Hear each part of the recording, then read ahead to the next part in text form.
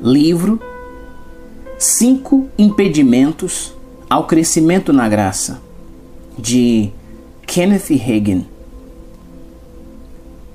Crescendo na Graça. Neste livro, o irmão Hagin aborda pontos importantes para o crescimento do cristão.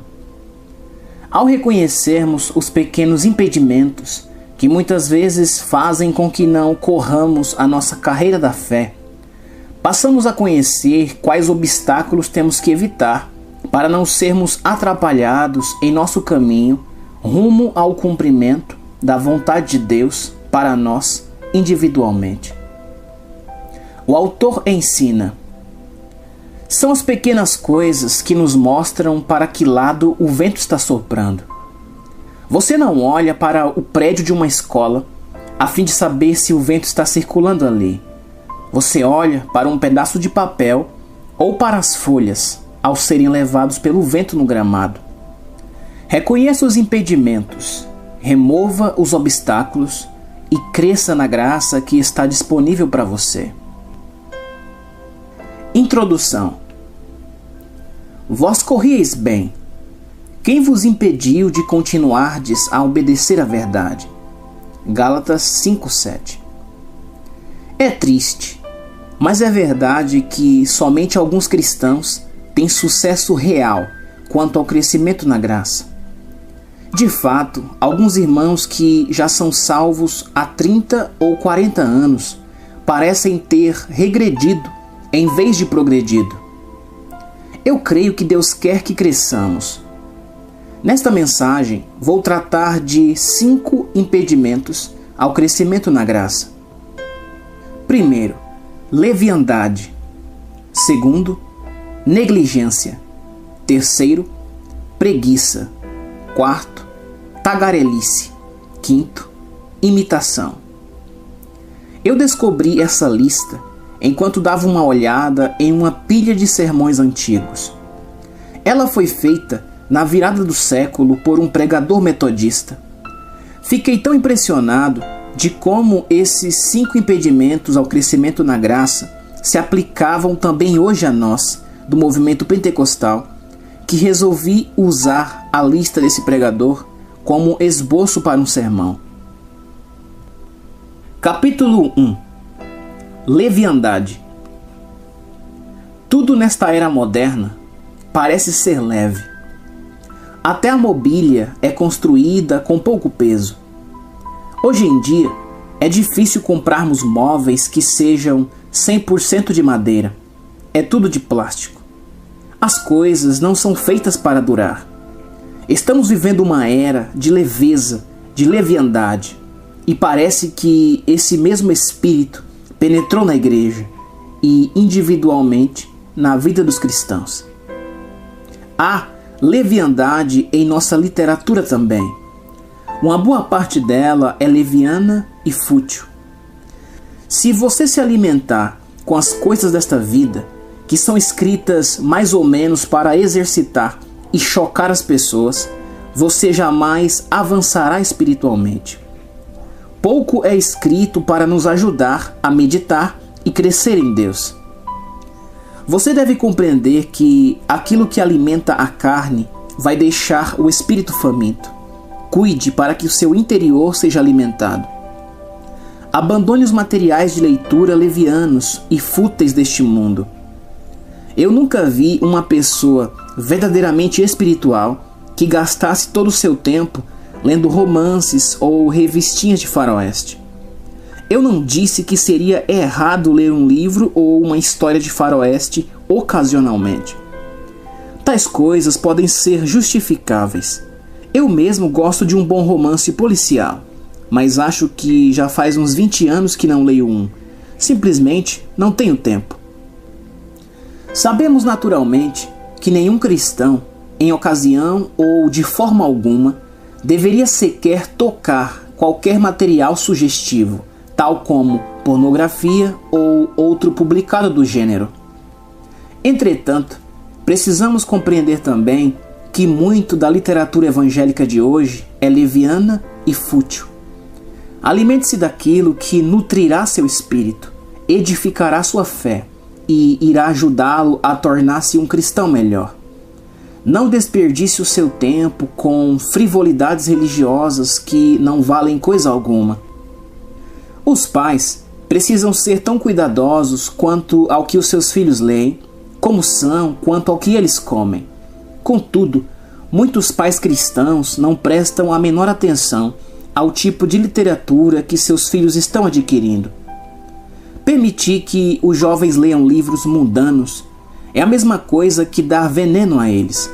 No entanto, estes pais jamais pensariam em pôr veneno na comida deles. Frequentemente, os espíritos dessas crianças estão sendo envenenados pela leitura de coisas erradas. Precisamos ser cuidadosos com isso. Outra área em que também encontramos leviandade é a musical. É impossível cantar todo esse lixo do mundo e ainda ser espiritual. Refiro-me inclusive a algumas canções supostamente da igreja. Algumas delas são o que eu chamo de rock and roll evangélico. Tal ritmo é feito de forma superficial e tem por objetivo mexer com nossos pés e as nossas mãos. Esse tipo de leviandade não produz espiritualidade. Eu aprendi isso há mais de 40 anos. Depois de um tempo na presença de Deus, alimentando-me de sua palavra e orando no Espírito, eu liguei o rádio para ouvir um bom grupo de cantores evangélicos que geralmente eu apreciava. Entretanto, eu logo percebi que os cânticos que eles estavam entoando surtiram os mesmos efeitos sobre mim caso estivessem batendo na tampa de uma lata. O conteúdo era tão leviano que eu tive de desligar o rádio. Nem tudo o que leva o nome de evangélico ou gospel é necessariamente do evangelho. Precisamos cantar canções que alimentarão nosso espírito e nos abençoarão. Eu louvo a Deus pelos nossos compositores que cantam a palavra de Deus, a qual verdadeiramente nos abençoa. Cante músicas que têm por base as Escrituras. Intimamente associado a esse espírito de leviandade nas canções está o de irreverência. Há muita irreverência em nosso movimento pentecostal moderno. Precisamos treinar nosso espírito a ser sensível ao Espírito de Deus, especialmente quando há um mover do Senhor durante um culto. Recentemente participei de cultos em que o Espírito de Deus começou a falar comigo, apontando-me certas pessoas e dizendo-me o que havia de errado com elas. Entretanto, quando eu já estava para chamá-las, a fim de ministrar-lhes, a congregação começou a bater palmas e o Espírito de Deus se retirou. Sim, a Bíblia diz no Salmo 47:1: Batei palmas todos os povos, celebrai a Deus com vozes de júbilo. Contudo, há o momento de fazer isso, mas há o de não fazê-lo. Na primeira parte do Salmo 46:10, Deus também diz: Aquietai-vos e sabei que eu sou Deus. Há espírito de reverência quando se bate palmas no momento certo, mas há o de irreverência ao fazê-lo no momento errado. O momento errado ocorre quando as pessoas, por causa do que sentem, batem palmas exatamente quando o Espírito de Deus está se manifestando por meio de línguas, com interpretação ou profecia. Neste caso, ninguém consegue ouvir a mensagem. O Espírito Santo está falando conosco ou não? Deus fala a nós por meio de tais manifestações ou não? Se Deus está falando, você acha que temos o direito de interrompê-lo? Cuidado! Aquilo que às vezes parece não ser um ato de adoração a Deus, pode não passar de irreverência. Se você não sabe o que fazer, a melhor escolha é ficar quieto. Não faça coisa alguma. Siga o dirigente da reunião. Deus usa os homens. No reino natural, no mundo dos negócios, por exemplo, há o presidente de um banco ou de uma empresa e existem os subordinados deste. Em nossos escritórios, eu sou o presidente. Kenneth Jr. é o vice-presidente executivo da Igreja Bíblica Rema. E assim segue. Temos também supervisores sobre áreas diferentes. Se eu quisesse enviar uma mensagem a um dos zeladores do campus, por exemplo, você acha que eu iria até lá falar com ele? Não, eu falaria com o supervisor dele. Se o presidente de um banco quisesse tratar com outro banco na mesma cidade, você acha que ele iria até o porteiro e falaria com ele sobre o assunto? Não, ele iria até alguém que tivesse autoridade. Você não acha que Deus é tão inteligente quanto nós? Graças a Deus, Ele é mais inteligente do que todos nós juntos, e ainda 1000 vezes mais. Ele age por intermédio daqueles que Ele estabeleceu em ofícios no corpo de Cristo. Nós que somos ministros, devemos reservar tempo para adorar a Deus e esperar nele, até que saibamos o que Ele deseja fazer em um determinado culto. Devemos ser sensíveis ao seu espírito enquanto conduzimos o povo em uma reunião. Contamos surpresos sobre cultos em que simplesmente não podemos pregar coisa alguma, porque o poder de Deus caiu quando Ele, entre aspas, assumiu o controle. Tais reuniões jamais me impressionaram. Eu pastoreei por quase 12 anos e sempre soube de antemão o que Deus queria fazer nos cultos. Talvez, algumas vezes eu não soubesse antes de ir à igreja, mas pelo menos eu sabia quando já estava lá. Eu conhecia em meu espírito exatamente o que Deus queria fazer, porque Ele me dizia. Você poderia me perguntar, como Deus lhe dizia? Através de uma intuição interior, nada mais. Eu sabia quando era o momento de mudar a ordem do culto. Às vezes, o povo estava aos brados, louvando a Deus. E quando começam, continuam nessa direção porque gostam de desfrutar esse momento. Entretanto, frequentemente chegava a hora de fazer algo diferente. Deve haver momentos em que todos bradem e louvem a Deus. Mas isso não quer dizer que é só o que devemos fazer quando vamos à igreja. Pode haver ocasiões em que apenas tenhamos de ficar sentados e quietos na presença do Senhor. Precisamos ser sensíveis ao Espírito. Os cultos mais poderosos nos quais estivemos foram aqueles em que a presença de Deus permeava o lugar. Era uma presença tão santa que ninguém se movia. Ninguém. Nós não tínhamos um berçário naquela época, mas nenhum bebê chorava. Algumas vezes ficávamos sentados de 45 minutos a 1 hora, mas não havia quem se mexesse. Sequer uma criança se movia ou um bebê chorava. Ninguém tinha vontade de dizer coisa alguma, pois todos sabiam que estavam sentados na presença do Deus Todo-Poderoso e não queria estragar aquele momento. Lamento ter de dizer que, em nossos movimentos pentecostais modernos, conhecemos tão pouco sobre o verdadeiro e profundo mover do Espírito Santo e do poder de Deus. O que experimentamos é verdadeiro, e graças a Deus por isso, mas tem havido muita leviandade e também superficialidade. Vamos progredir com o Senhor. Em alguns dos nossos cultos de cura, quando a unção de Deus para ministrar aos enfermos estava sobre mim, algumas pessoas começavam a se levantar e mover-se pelo ambiente. Isso demonstra um espírito de irreverência, entristece o Espírito de Deus, e ele não se manifestava. Tenho ensinado sobre isso nas aulas da tarde, na escola de oração e cura, mas é necessário que o assunto seja ensinado mais amplamente. Amigos, a imposição de mãos é um dos princípios elementares da doutrina do Senhor Jesus Cristo. A Bíblia diz, Hebreus 6, 1 e 2, destaques do autor. Por isso, pondo de parte os princípios elementares da doutrina de Cristo, deixemo-nos levar para o que é perfeito, não lançando de novo à base do arrependimento, de obras mortas e da fé em Deus, o ensino de batismos e da imposição de mãos, da ressurreição dos mortos e do juízo eterno.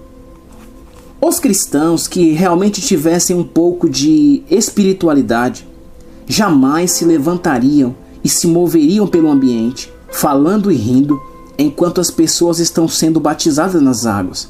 Não, eles ficariam sentados porque entenderiam que esse é um ritual santo, uma ordenança sagrada. A ceia do Senhor também é uma santa e sagrada ordenança de Deus. Lembre-se de que Paulo, ao escrever à igreja em Corinto, disse que muitos cristãos falharam ao participar da ceia do Senhor. Paulo disse: portanto, qualquer que comer este pão ou beber o cálice do Senhor indignamente será culpado do corpo e do sangue do Senhor. Examine-se, pois, o homem a si mesmo, e assim coma deste pão e beba deste cálice, porque o que come e bebe indignamente, come e bebe para sua própria condenação, não discernindo o corpo do Senhor. 1 Coríntios 11, 2 e 29, versão Almeida Revista e Corrigida, destaque do autor. As pessoas entendem errado o versículo 27. Portanto, qualquer que comer este pão ou beber o cálice do Senhor indignamente. Ao lerem isso, elas pensam que Paulo estava falando sobre o fato de alguns serem indignos. O texto não diz indignos, mas indignamente. Há uma diferença. O sangue de Jesus nos torna dignos. No versículo 27, Paulo estava falando sobre fazer algo indignamente, da atitude que adotamos, do modo como participamos da comunhão, da nossa maneira de observar a ceia do Senhor. É por esse motivo que usamos de reverência quando participamos da ceia. Ela é sagrada, é santa.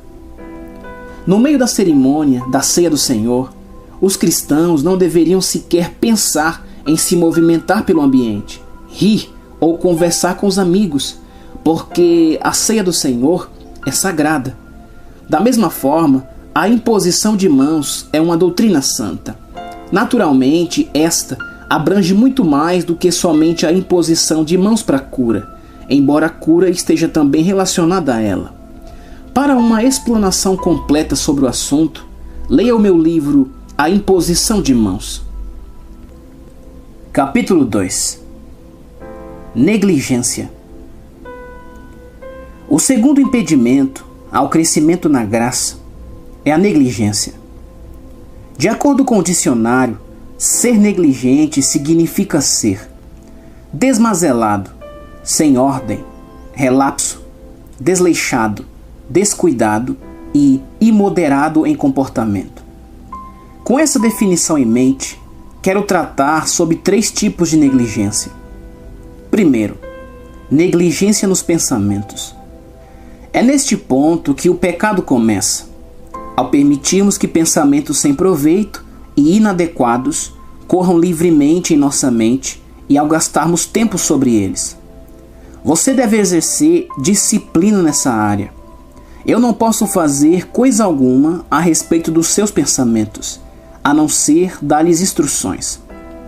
Você terá de fazer alguma coisa sobre o seu próprio modo de pensar. Esse é o nosso problema. Estamos sempre querendo que outra pessoa faça alguma coisa por nós, mas nesse caso, nós mesmos temos de fazer alguma coisa a respeito. Acredito que seja interessante ver algo que o Espírito de Deus falou por intermédio do apóstolo Paulo. Filipenses 4:8, versão Almeida Revista e Corrigida.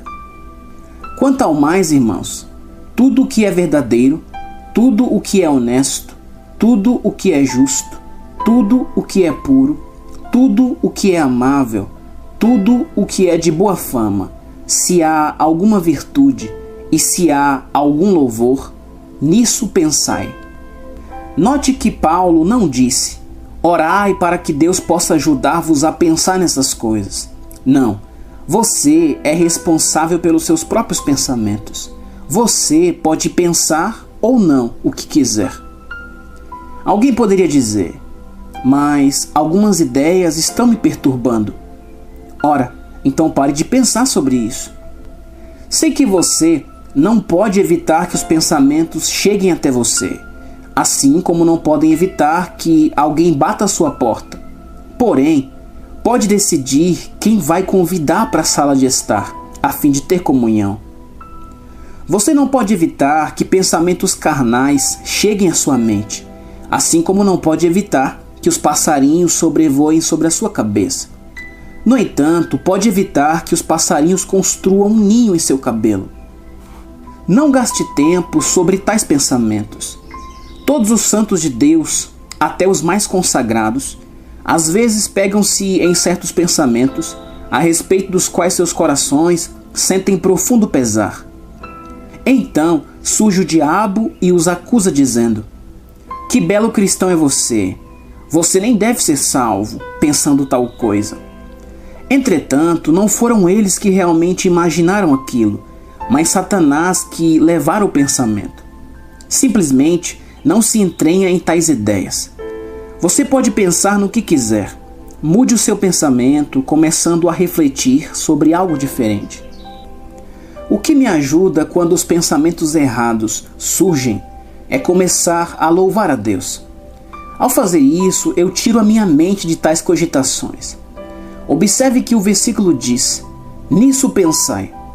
Isso significa que podemos meditar naquilo que a Bíblia sugere, se assim o quisermos. Sempre creio que posso fazer tudo aquilo que a Bíblia me manda fazer. Não creio que Deus me ordenaria alguma coisa que eu não pudesse concretizar. Ele seria injusto se fizesse isso. Algumas pessoas se entregaram a pensamentos errados, a ponto de o diabo tê-las sob controle. Entretanto, a menos que você esteja completamente dominado e tenha perdido a própria razão, a sua vontade ainda estará intacta e você poderá fazer o que quiser. Alguém certa vez pediu-me: ore por mim para que eu não tenha mais problemas com o diabo. Eu respondi: quer que eu ore para você morrer? Não, ele disse, eu não quero morrer. Bem, o único modo de você não ter mais problemas com o diabo é morrer, deixar este mundo e ir para o céu, eu lhe afirmei. Segundo, negligência nos hábitos. Milhares de cristãos têm habilidades e oportunidades em sua vida, mas são por demais sem propósitos e negligentes em seus hábitos para que consigam ser bem-sucedidos. Frequentemente, a mesma coisa acontece no que diz respeito ao ministério. Certa vez, eu estava contando aos estudantes do Rema a respeito do superintendente de uma das denominações do Evangelho Pleno. Tal homem, um senhor de idade, havia ajudado muitos ministros jovens. Quando eu ainda era jovem, ele me disse: irmão Reagan, eu tenho feito isso há muitos anos e nunca me enganei. Eu faço questão de visitar todos os pastores que posso em meu distrito, especialmente os novos. Eu não preciso ir a nenhum de seus cultos para saber como eles são. Eu gosto de visitá-los casualmente em um momento inesperado. Se a grama do jardim não está cortada, eu acabo descobrindo que a casa está desorganizada da mesma forma. Tudo o que eu tenho que fazer para descobrir se eles serão bem-sucedidos ou não no ministério pastoral é visitá-los em suas casas, abrir uma cômoda de roupas e ver se o conteúdo está bem arrumado ou simplesmente empilhado de qualquer forma. Se as coisas estão desorganizadas e empilhadas, então isso significa que eles mesmos estão desorganizados e empilhados espiritualmente. Neste caso, eles jamais terão sucesso. Ainda não vi sequer um desse tipo de ministro que tenha obtido êxito, e eu tenho feito isso por muitos e muitos anos. Esses homens estão todos fora do ministério hoje em dia. Por que isso? Porque se você for desorganizado em uma área da sua vida, tal negligência em seus hábitos irá entrar em seu espírito também. Terceiro, negligência na vida. Refiro-me especialmente à negligência no trato com o sexo oposto. Meu irmão e minha irmã, a palavra de Deus não passa incerteza alguma quanto à conduta apropriada para nós cristãos e ministros. Não devemos ser negligentes na vida de forma alguma, mas que o nosso sim seja sim e o nosso não seja não. Estamos vivendo em uma era de negligências. Precisamos ser cuidadosos na criação dos filhos, ensinando-os a serem respeitosos. A coisa mais importante é oferecermos um exemplo correto a eles, não sendo negligentes em nossa maneira de falar. Tenho estado em lares cristãos e visto alguns quadros nas paredes que não eram os melhores do mundo. Eram imagens libertinas, muito sugestivas. Tenho visto literatura leviana nas mesas. Essas coisas não levam à espiritualidade, tampouco ao crescimento na graça. Elas impedem isso. Será melhor estar em posição oposta a isso tudo. Se as pessoas quiserem chamá-lo de alienado ou de quadrado, que chamem. Eu prefiro ser taxado de tal forma e ir para o céu, a ser negligente e ir para o inferno. Lembre-se de que o próprio Mestre, o Senhor Jesus Cristo, disse: Entrai pela porta estreita, larga é a porta e espaçoso o caminho que conduz para a perdição, e são muitos os que entram por ela. Porque estreita é a porta, e apertado o caminho que conduz para a vida, e são poucos os que acertam com ela. Mateus 7, 13 e 14. Destaques do autor. Paulo escreveu à igreja em Corinto. 1 Coríntios 5:1. Geralmente se ouve que há entre vós imoralidade, e imoralidade tal como nem mesmo entre os gentios, isto é, haver quem se atreva a possuir a mulher de seu próprio pai. Vemos um enteado que, evidentemente, juntou-se à sua madrasta e estava vivendo um pecado com ela publicamente. Se você estudar história, descobrirá que Corinto era uma das cidades mais licenciosas e imorais do mundo antigo. Aquele espírito mundano penetrara na igreja de Corinto. Amigos, receio que este mesmo tipo de negligência e imoralidade tenha também penetrado na igreja moderna. Existem somente duas instituições deste mundo sobre as quais Deus colocou a sua aprovação: o casamento e a igreja. Ambas são instituições sagradas. Não devemos entrar no matrimônio levianamente, de forma negligente. Hoje em dia, cada vez mais os jovens pensam: se ela ou ele não me servir, eu arranjarei outra ou outro. Esse mesmo tipo de espírito tem adentrado na igreja também. Os jovens precisam ser ensinados de que o casamento não é algo em que eles possam entrar e sair quando quiserem. O casamento entre cristãos é uma proposta para a vida toda. Capítulo 3. Preguiça. O terceiro impedimento ao crescimento na graça é a preguiça. Algumas pessoas são realmente preguiçosas demais para crescerem na graça. A carne as domina. Elas realizam tudo aquilo que os seus corpos desejam fazer. Tais pessoas dizem: eu tenho de dormir. Elas não poderiam esperar em Deus e orar, mesmo se o próprio Jesus, em pessoa, aparecesse a elas e dissesse: passe o resto da noite em oração. Os seus corpos as dominam. Paulo disse: antes, eu subjugo meu corpo e o reduzo à servidão, para que, pregando aos outros, eu mesmo não venha de alguma maneira a ficar reprovado. 1 Coríntios 9:27. Almeida, Revista e Corrigida. Sim, a Bíblia fala sobre crucificar a carne.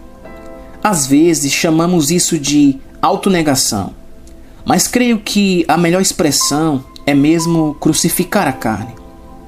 De fato, você possui uma natureza carnal. Seu corpo ainda não foi redimido. Mesmo que o seu espírito tenha nascido de novo, o seu corpo vai querer continuar fazendo as coisas que costumava fazer.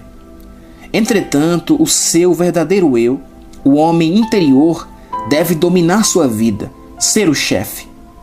Note que Paulo não disse: antes, Deus subjuga o meu corpo. Ele disse: antes, eu subjugo meu corpo e o reduzo à servidão. O apóstolo trata o corpo como algo que lhe pertence. O eu é o homem por dentro, o verdadeiro Paulo, o homem interior que se tornou uma nova criatura em Cristo Jesus. Em vez de deixar o corpo dominar o seu homem interior, Paulo dominava o corpo através do seu homem interior.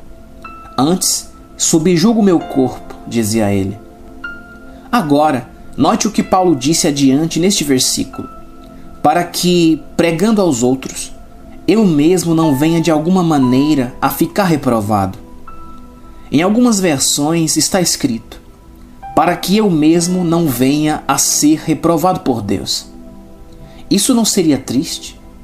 Todavia, tenho visto isso acontecer. A preguiça prepara o caminho para a licenciosidade. A ociosidade e a autoindulgência têm matado milhares. Não é uma mensagem muito popular hoje, mas a Bíblia ainda ensina a autonegação. A Bíblia ainda fala sobre subjugar a carne. A Bíblia ainda ensina sobre crucificar a carne. A Bíblia ainda ensina o que Jesus disse. Portanto, se o teu olho direito te escandalizar, arranca-o e atira-o para longe de ti, pois te é melhor que se perca um dos teus membros do que todo o teu corpo seja lançado no inferno. Mateus 5:29, versão Almeida Revista e Corrigida. Não, ele não quis dizer isso literalmente. Não mandou que você enfiasse o dedo em seu olho e o arrancasse. Ele está falando de forma figurativa.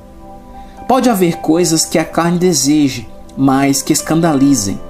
Se este for o caso, corte-as da sua vida. Você deve arrancá-las. Deus não fará isso. Poderá doer um pouco, mas você precisará tirá-las e Deus curará a ferida. Às vezes fazemos tanto alarde sobre certas coisas, quando na verdade tudo o que temos de fazer é aceitar uma dádiva de Deus. Louvado seja o Senhor! A libertação é um presente. Jesus libertou você. Ele já fez tal coisa. Aceite isso. Lembro-me de quando eu era pastor de uma igreja no norte do Texas. E havia uma senhora que ia à igreja uma vez por mês aproximadamente. Ela não era membro da igreja. Naqueles dias, geralmente encerrávamos o culto com um período de oração. Todos iam para frente a fim de orar. Uma noite, depois de termos orado, aquela mulher começou a gritar bem alto: "Tire isso de mim, Senhor! Tire isso de mim! Eu não quero isso!" A princípio, eu não lhe dei muita atenção porque eu estava no fundo da igreja conversando com algumas pessoas. O período de oração já havia terminado e ela estava lá orando sozinha. De vez em quando ela gritava: "Tire isso de mim, Senhor! Tire isso de mim! O Senhor sabe que eu não quero isso!" Finalmente, eu fui até onde ela estava e me ajoelhei em frente a ela. Eu lhe disse: "Irmã, abra os olhos. Eu quero falar com você." Em vez de abrir os olhos, ela gritou: "Senhor, tire isso de mim." E sem querer, ela cuspiu em meu rosto. "Tu sabes que não quero isso," ela continuou gritando. Eu lhe disse: "Irmã, fique quieta. Abre os olhos e olhe para mim. Abra os olhos." Ela não abriu os olhos e, em vez disso, gritou novamente: "Tire isso de mim, Senhor." O barulho que ela fez se parecia com um trem de carga atravessando um túnel. Ela continuava gritando e clamando: "Tire isso de mim. Tu sabes que eu não quero isso." Eu estiquei meus braços e coloquei as mãos sobre os seus ombros e a sacudi até os seus dentes baterem uns nos outros. Eu lhe disse: "Cale-se, em nome do Senhor Jesus Cristo, fique quieta. Agora, abra os olhos e olhe para mim." Agora, eu lhe perguntei: "O que você não quer? O que está tentando fazer com que o Senhor tire de você?"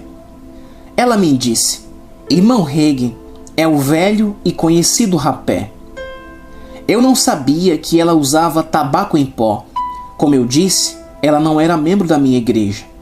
Ora, eu lhe disse, o Senhor não vai tirar isso de você. O que ele faria com o rapé? Ele não usa isso e não fuma cigarros. O que ele faria com isso? Ele não quer tal coisa. Eu disse a ela o que a Bíblia manda fazer. Portanto, se o teu olho direito te escandalizar, arranca-o e atira-o para longe de ti, pois te é melhor que se perca um dos teus membros do que todo o teu corpo seja lançado no inferno. Mateus 5:29. Expliquei-lhe ainda que eu também não poderia parar de usar o rapé por ela, tampouco poderia arrancá-lo ou lançá-lo fora. Isso era uma coisa que ela teria de fazer. Então eu lhe disse, irmã, simplesmente pare com isso, você deve arrancá-lo, e Deus sarará sua dor e a abençoará. Ah, suspirou ela. Logo em seguida levantou-se. Eu permaneci lá observando-a. Ela voltou para o lugar onde estava sentada, na segunda fileira, estendeu a mão por baixo do banco, pegou sua latinha de rapé e disse, eu jamais poderia abandonar o meu velho e bom tabaco. O tabaco deixa a pessoa meio morta, ou seja, ela fica cheirando mal enquanto a outra metade vai morrendo. Deus abençoe o seu coração. Isso até seria engraçado se não fosse tão patético. Eu sei que alguns de vocês que não têm o hábito de cheirar rapé, nem de fumar cigarros, podem estar gritando amém neste momento. Todavia, vocês, crentes bonzinhos, têm o hábito de preocupar-se, e isso é ainda pior.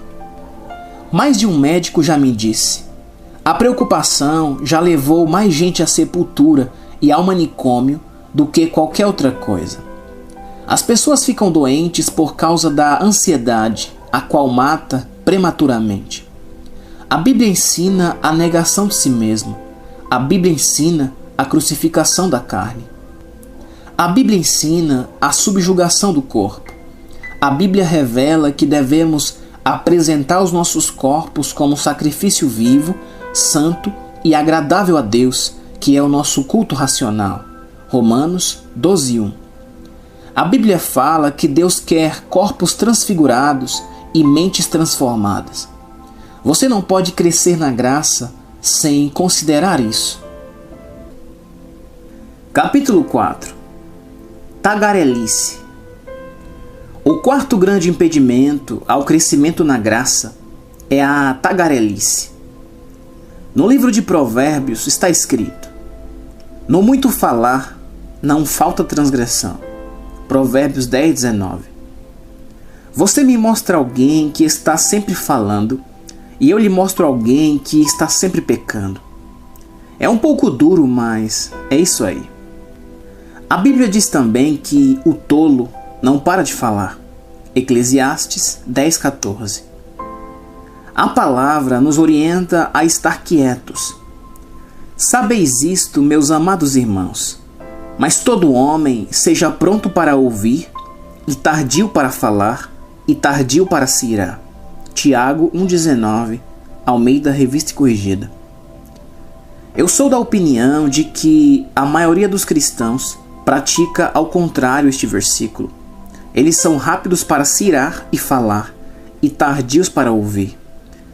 Geralmente, quando você começa a admoestá-los, logo tem a resposta: olha aqui, você não pode me ensinar coisa alguma, eu já sei de tudo. Todo homem seja pronto para ouvir. Há muitos anos, eu aprendi que você pode aprender muito mais ouvindo do que falando. Esforce-se para ficar quieto. Poucos cristãos conhecem o valor de se reservarem ou o valor da meditação. Poucos hoje em dia conhecem o valor de longos períodos de espera em Deus. Nos círculos pentecostais ou do Evangelho Pleno, costumávamos ter cultos para esperar em Deus. O único problema em tais reuniões era que as pessoas estavam esperando para serem cheias com o Espírito Santo. O correto seria ser cheio com o Espírito Santo primeiro e então esperar no Senhor. Por outro lado, Havia grandes benefícios em tais cultos, pois gastávamos um bom tempo esperando no Senhor, coletivamente como crentes. E nesse tipo de atmosfera, Deus pode mover-se. Lembre-se de que no capítulo 13 do livro de Atos está escrito: havia na igreja de Antioquia profetas e mestres, Barnabé, Simeão por sobrenome Níger, Lúcio de Cirene, Manaém, Colasso de Herodes, o tetrarca, e Saulo. E servindo eles ao Senhor e jejuando, disse o Espírito Santo: separai-me agora Barnabé e Saulo para a obra a que os tenho chamado. Versículo 1 e 2. Enquanto estes 5 homens estavam esperando em Deus, em sua presença, o Espírito Santo disse algo. Esta é a razão porque muitos nunca ouvem o que ele está dizendo. Eles jamais ficam suficientemente quietos para conseguir ouvi-lo. Nunca gasta tempo suficiente para escutá-lo. Todos querem conhecer a vontade de Deus, o povo de forma geral, os ministros e os estudantes da Bíblia. Cada um sente um chamado em seu espírito e pergunta: qual é a vontade de Deus para mim? Se você não sabe qual é a vontade de Deus para a sua vida, a única maneira pela qual você irá descobrir será separando tempo suficiente para esperar em Deus, até que você receba a resposta. E isso poderá levar dias, semanas ou até meses. Eu sei o que estou falando. Eu mesmo sempre sigo este método. Eu me isolo com Deus e espero nele o máximo que posso. Eu continuo com as tarefas necessárias da vida, mas ao mesmo tempo gasto todo o momento possível em sua presença. Quando eu era pastor, eu costumava levantar-me de noite e ir para a igreja, que ficava logo ao lado da minha casa. Muitas foram as vezes em que passei a noite, até o nascer do sol, andando pelos corredores do templo, de um lado para o outro, esperando em Deus, falando com Ele a respeito do futuro do meu ministério. Eu sentia o chamado do Senhor sobre mim. Eu sentia em meu espírito algumas das coisas que estou fazendo hoje em dia. Isso foi há mais de 33 anos, mas eu não estava pronto para elas na ocasião. Levou tempo para me preparar. Eu tive de ser encaminhado na direção certa. Se eu não tivesse tomado tempo suficiente para esperar em Deus, e algumas vezes isso durava a noite toda, eu não teria estado pronto quando meu ministério ficou plenamente maduro. Eu me lembro de certa manhã, quando o sol despontava no horizonte. Eu estava andando pelos corredores do auditório daquela velha igreja e a voz de Deus falou comigo. Foi muito real para mim. Era como se alguém estivesse de pé ali, naquela sala, conversando comigo. Ele disse: esta é a última igreja que você pastoreará. Eu não o chamei para ser pastor. Eu estava ouvindo uma mensagem do céu. São os homens e as mulheres que ouvem a voz divina, que trazem as bênçãos do céu para o povo aqui na terra. Eu não estou dizendo necessariamente que eles ouvem do céu por meio da palavra de Deus. Quero dizer que ouvem do céu no Espírito. Você lembra o que a Bíblia diz no livro de Isaías? Mas os que esperam no Senhor renovam as suas forças, sobem com asas como águias, correm e não se cansam, caminham e não se fatigam.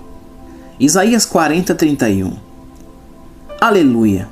Eu quero ensinar ao povo alguma coisa a respeito daquelas antigas reuniões de espera em Deus. O movimento pentecostal moderno não sabe coisa alguma a respeito disso. Eu gostaria que tivéssemos novamente alguns daqueles cultos antigos onde esperávamos no Espírito Santo. Capítulo 5. Imitação. O quinto grande impedimento à fé é tentar ser como outras pessoas. Eu não estou falando do tempo gasto em comunhão legítima com outros irmãos. Às vezes, Deus nos chama para ficarmos a sós. Precisamos tomar tempo para ficar sozinhos. Eu acho que a área em que provavelmente mais falhamos é no que diz respeito à tentativa de sermos como outras pessoas. Tentar ser como o mundo ou até mesmo imitar outros irmãos. Você deve ser o filho que Deus quer que você seja. No ministério, seja o ministro que Deus quer que você seja. Não saia por aí tentando ser como eu ou como outra pessoa. Você se lembra do que a Bíblia diz a respeito de ser como o mundo? Em 1 João 2,15, o Espírito de Deus disse por meio do apóstolo: não ameis o mundo, nem as coisas que há no mundo. Você pode ficar tão inteirado das coisas do mundo a ponto de não servir para a obra de Deus.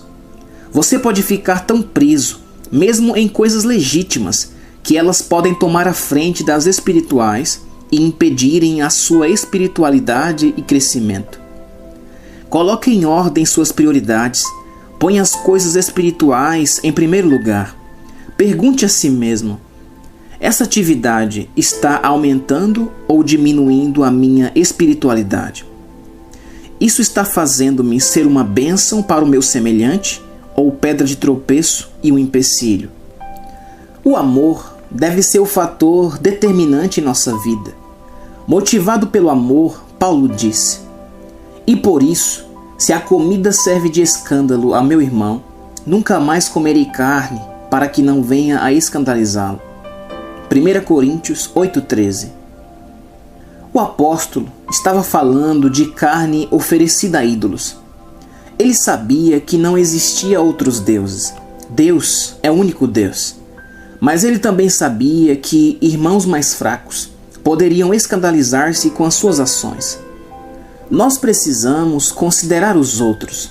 Entretanto, não podemos ordenar nossa vida de acordo com os pensamentos de algum herege ou fanático. Devemos nos perguntar que tipo de influência estamos exercendo sobre os outros. Por outro lado, deve haver uma posição equilibrada nisso tudo. Não ameis o mundo, nem as coisas que há no mundo. Não podemos nos embaraçar com as coisas deste mundo, seja elas certas ou erradas. Tiago disse: aquele, pois, que quiser ser amigo do mundo, constitui-se inimigo de Deus. Tiago 4,4. Eu não quero ser inimigo de Deus. Você quer? Não é necessário que você se entregue a uma vida pública de pecado para que esteja em comunhão com o mundo e em harmonia com o espírito deste. Eu não sei quanto a você, mas eu não estou em harmonia com o espírito deste mundo. São as pequenas coisas que nos mostram para que lado o vento está soprando. Você não olha para o prédio de uma escola a fim de saber se o vento está circulando ali. Você olha para um pedaço de papel ou para as folhas ao serem levados pelo vento no gramado. Há um texto no Antigo Testamento que diz: apanhai minhas raposas, as rapozinhas, que devastam os vinhedos, porque as nossas vinhas estão em flor. Cantares de Salomão 2,15. Frequentemente, não são os grandes fatos que nos afastam de Deus, mas as pequenas coisas do mundo, entretenimentos, prazeres e esportes, coisas legítimas. Se você não for cuidadoso, será tomado pelo espírito deste mundo e perderá sua eficácia para pregar e orar, e aos poucos a luz se apagará. Creio que estamos vivendo o fim dos tempos, os últimos dias. Penso que Jesus está voltando. Não acredito que haja mais tempo para brincarmos de igreja. É hora de darmos tudo de nós mesmos em completa dedicação e consagração a Deus, e de fazermos o que Ele quer que façamos, sendo o que Ele quer que sejamos. Precisamos ser sensíveis ao Espírito Santo, ficar sós com Deus, esperar nele e deixar que Ele fale conosco.